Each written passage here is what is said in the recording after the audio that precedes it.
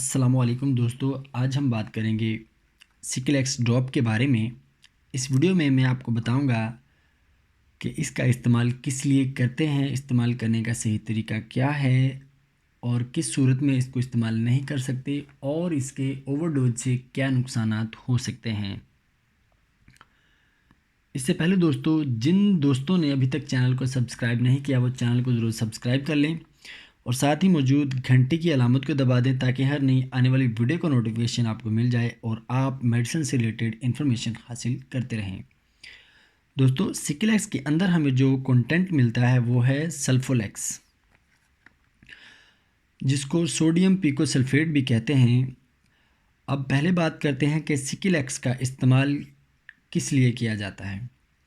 इसका इस्तेमाल दोस्तों कॉन्स्टिपेशन यानी कब्ज़ की सूरत में करते हैं। इसके इस्तेमाल से स्टूल यानी पखाना नरम और सॉफ्ट हो जाता है और कब्ज़ होने की सूरत में पखाना आसानी से आ जाता है। इसके अलावा पाइल्स यानी बवासीर वाले पेशेंट में इसका इस्तेमाल किया जाता है। वो इसलिए कि बवासीर वाले मरीज़ का स्टूल या पखाना अगर सख्त होगा तो बवासीर की वजह से मरीज़ को दर्द होगी और पखाने के साथ खून भी आएगा।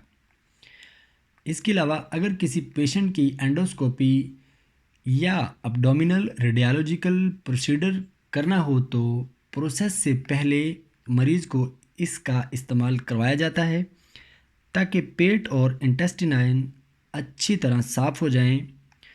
अब बात करते हैं कि इसका इस्तेमाल किस सूरत में हम नहीं कर सकते। पेट की किसी अचानक होने वाली सर्जरी के बाद इसका इस्तेमाल नहीं कर सकते, जैसे अपेंडिक्स की सर्जरी। प्रेगनेंसी में इसका इस्तेमाल नहीं कर सकते, ख़ास तौर पर पहले 3 महीने में।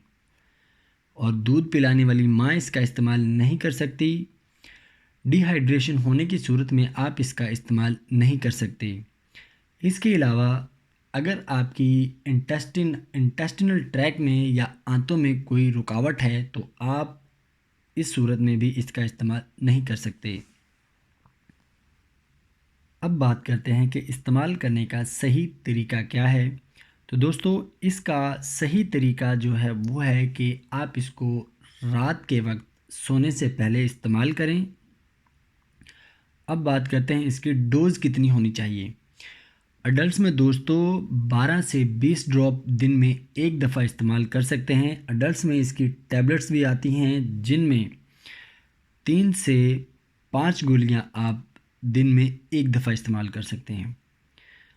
इसके अलावा 2 से 5 साल के बच्चों में 3 से 5 ड्रॉप दिन में एक मरतबा इस्तेमाल कर सकते हैं और 6 से 10 साल के बच्चों में 4 से 7 ड्रॉप दिन में एक दफ़ा इस्तेमाल कर सकते हैं।